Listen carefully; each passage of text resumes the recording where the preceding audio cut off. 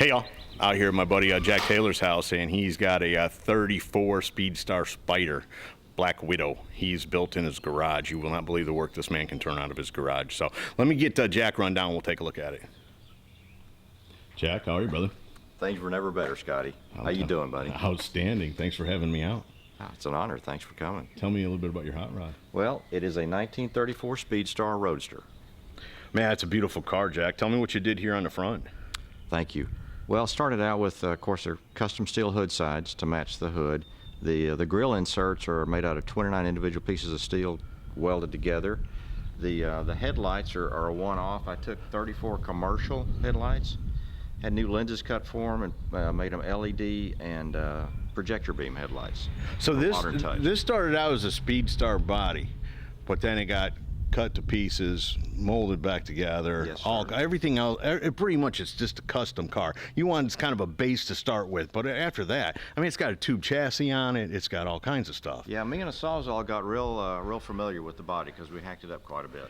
And that's the thing too, I think, Jack, that people need to know. You're doing this out of your garage at your house. Yeah, I'm a backyard hobbyist, just a home builder. But yet you were at America's Most Beautiful Roadster competition this year as an invite. We were absolutely honored to go participate in the AMBR in California in January. We were, I guess, the only home-built car among 17 other pro-built cars. So it was pretty cool rubbing shoulders with those guys. And you don't have any kind of like CNC machine or anything like that. You just no got mill, screwdrivers and hammers. No mill, no lathe, and I can't even spell CNC. These louvers here on the side, you made those in a hotel room, right? Yeah, that's what I was just talking about. There are 29 individual pieces welded together. Well, I thought you were talking about the grill. How many pieces Oh, are in no. that? Actually, it's also 29.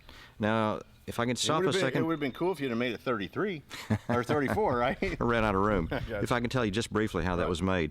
It's made out of 1/4-inch aluminum plate, 29 individual bars. They were hand cut on a bandsaw, and they come up pretty rough. So I shaped each one individual in a belt sander and then spent about 8 hours in front of the polisher just polishing the leading edge. Of course, the horizontal surface is a matte silver finish. Is that paint then? It is. Okay. And it continues into the engine bay. Man alive. And you handmade those headlights. They never made headlights like that. No. What'd you start out with, 29 buckets or something? No, 34 commercial, you know, the bigger buckets. And, right.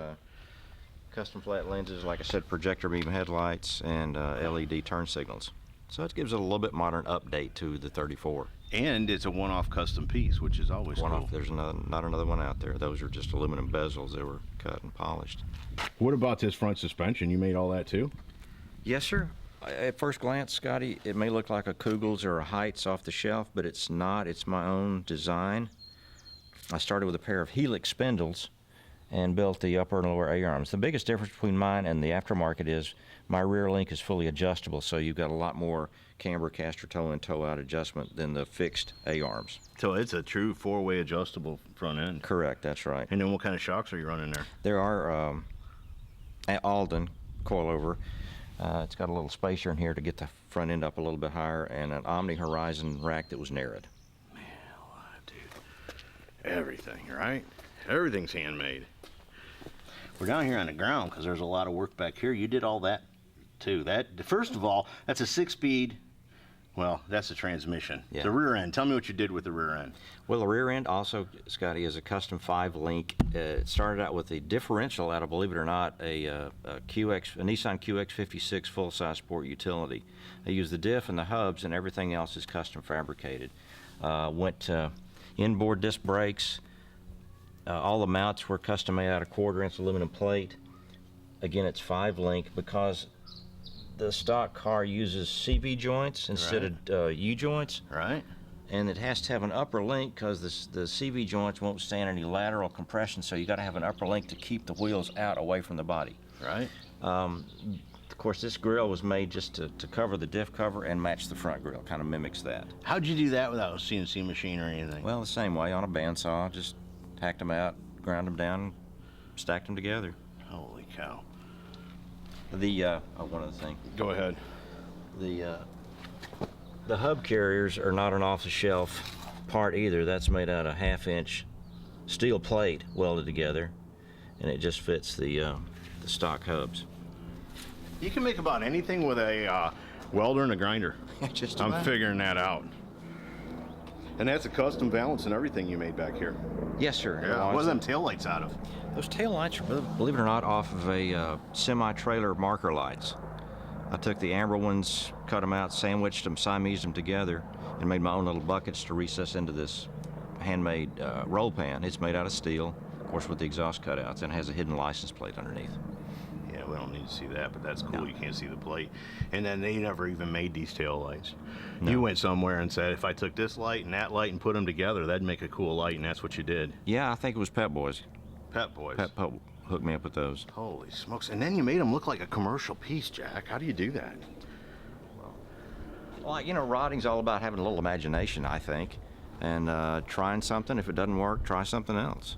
How many tires did it take to make those? 2. Really, the hardest part was making the little steel bucket that they fit in that recesses into the roll pan.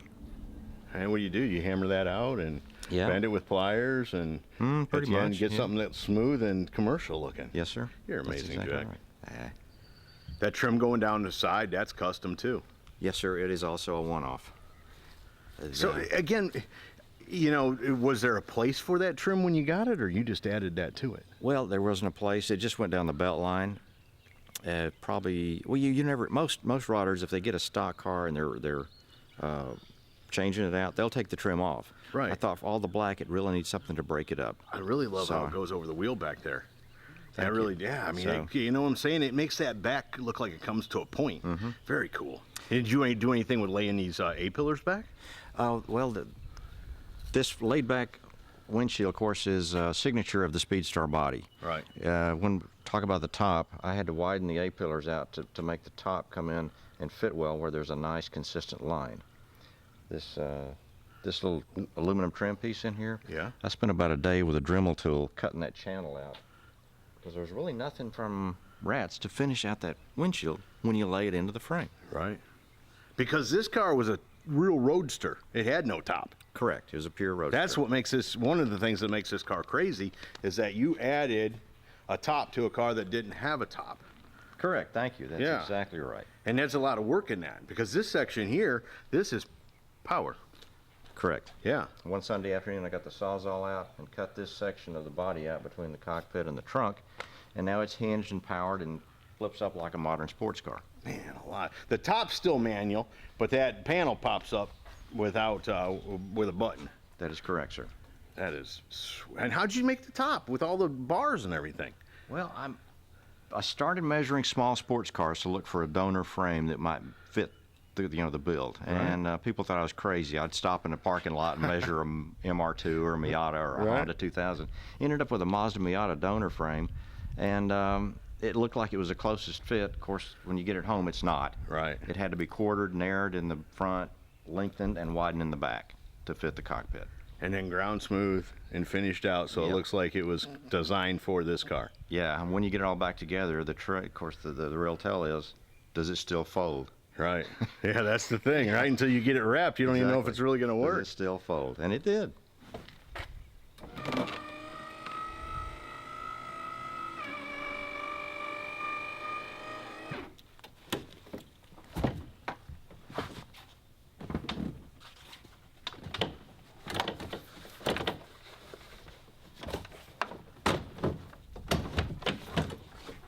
Man, it fits down there like a glove.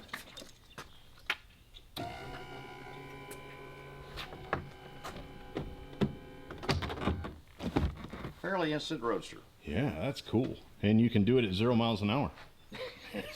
And of course, when you build a beautiful roadster like this, there's only one place to take it to get the interior. Of course, there's only one place. Steve Holcomb. Steve Pro Holcomb Auto. Pro Auto Interiors here in Knoxville, Tennessee. Man, now he got lucky on this one because you did some of the work. Like this top of this door, you had already made out of wood, right? That's exactly right. Made out of wood and fiberglass. And it looks like it's got a bead roll in it. Blends into the dashboard.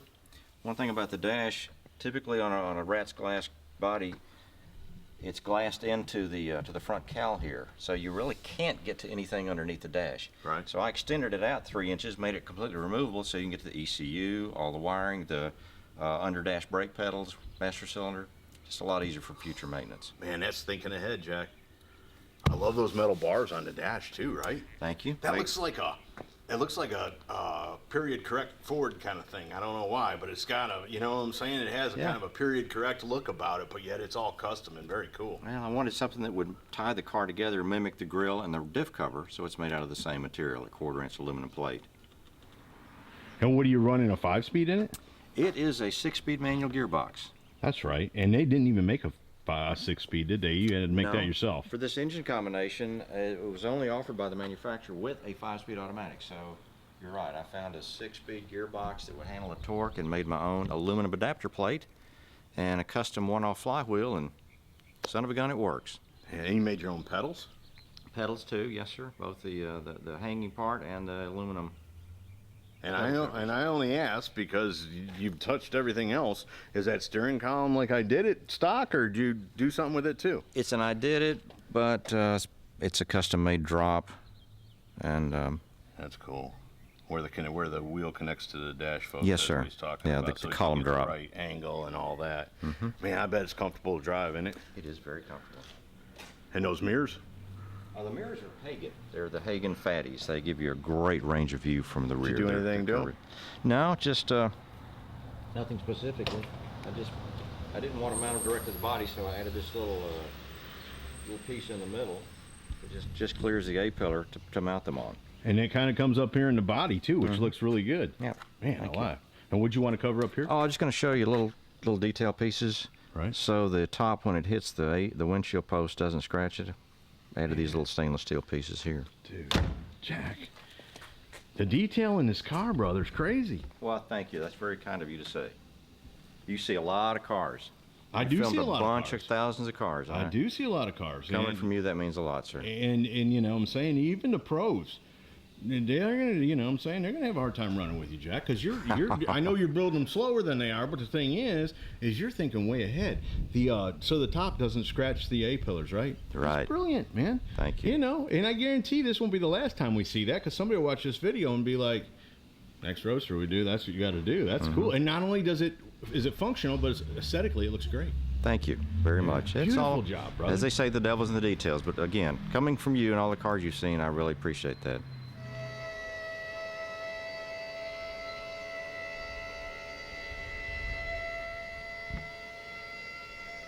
How cool is that? And I'm just talking about the way it lifts up, Jack. Tell them what that motor's out of. That is an all-aluminum 5.6 liter double overhead cam 32 valve made by Nissan in the great state of Tennessee. It's actually the 5.6 V8 that we put, or Nissan puts, excuse me, in all the full-size trucks and sport utilities. I never ever, Jack. You're the only one to do it. Nah, there's other ones that have done it, I know, but you had the yellow Highboy, Yes, sir. right? Thank you. And it Good had the memory.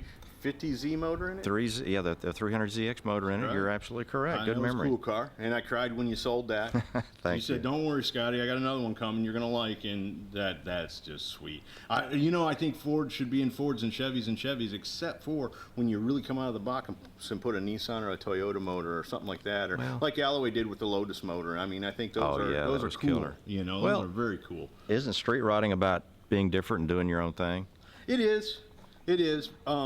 Exactly. And anymore, putting a matching motor in it is not the norm. You know, Oh, so we don't got to do- break from everything having a small block Chevrolet, and that's what I really like about Thank you. because you broke from not only small block Chevrolet, but yeah, you went and put a Nissan motor. You know, so everybody should be happy. Import guys, you should be happy. You ought to be thinking to yourself, man, that's an import 34 Ford Roadster. You know. Well, it's a great motor. It's a torque monster, and in current tune, it's putting out about 400 horsepower. We actually went through 3 ECUs before we got the tune right on it. I fried one of them in the process, but that's another story. And I love that intake. You made that too. Yeah, of snorkel. course. Thank you very much. Yeah, and where do the air cleaners go? Right down on each side, just barely fit. Between And the this hoods. cover here, look how you made it so it's plates, right? So even underneath the hood, there's still another plate. Yeah.